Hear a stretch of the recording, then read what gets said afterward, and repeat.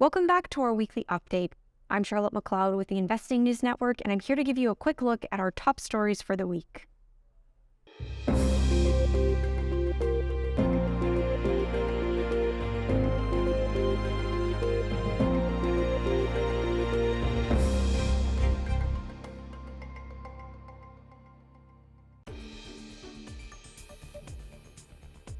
The gold price remains near historic highs, but it did see downward pressure this week, dropping below the $19.80 per ounce mark midway through the period.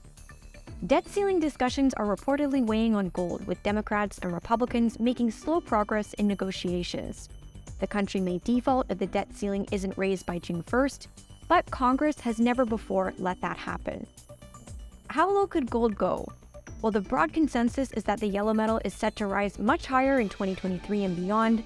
Some market watchers believe it could pull back before it makes that big move. I recently heard from Chris Vermeulen of thetechnicaltraders.com, who laid out two possible scenarios for the gold price. Chris first pointed to 2090 as a breakout zone for gold, saying that if it can pierce or hold above that level, especially on a monthly basis, then the next stop could be 2600 to 2700. However, that big move isn't guaranteed to happen. It's also possible that the precious metal could fall as low as 1800. Here's how Chris explained it. We could be going into a recession. And the last time we went into a recession and we saw stocks collapse, a stage 4 decline, which is a very severe type of sell-off. We've only had a couple of those in the last 20 years. The tech bubble was a stage 4 decline. The 2008 financial crisis was one. And I think we're actually coming back into another type of stage 4 decline.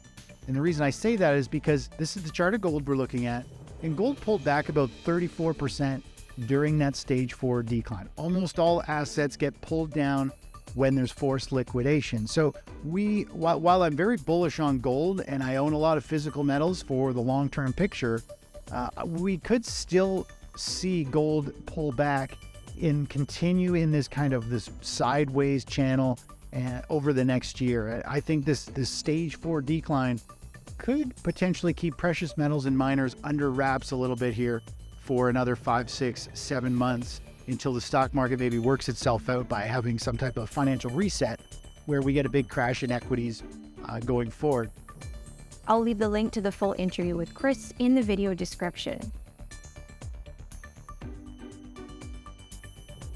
As we wrap up, I want to take a quick look at the latest M&A news in the gold sector. This week, Newmont entered into a $19.5 billion deal to acquire Newcrest Mining. If this news sounds familiar, it's probably because Newmont first approached Newcrest back in February. The company then submitted a revised non-binding indicative proposal in April and entered confirmatory due diligence. Although the transaction faced skepticism when it was announced, with executives at Agnico Eagle Mines and Barrick Gold raising questions, Newmont's Tom Palmer has emphasized its benefits, highlighting an estimated $500 million in annual synergies. He's also noted that Newmont will increase its exposure to copper, which is gaining traction for its role in the energy transition. The acquisition remains subject to shareholder approval from both Newmont and Newcrest, with completion anticipated in the fourth quarter of this year. That's all for this week.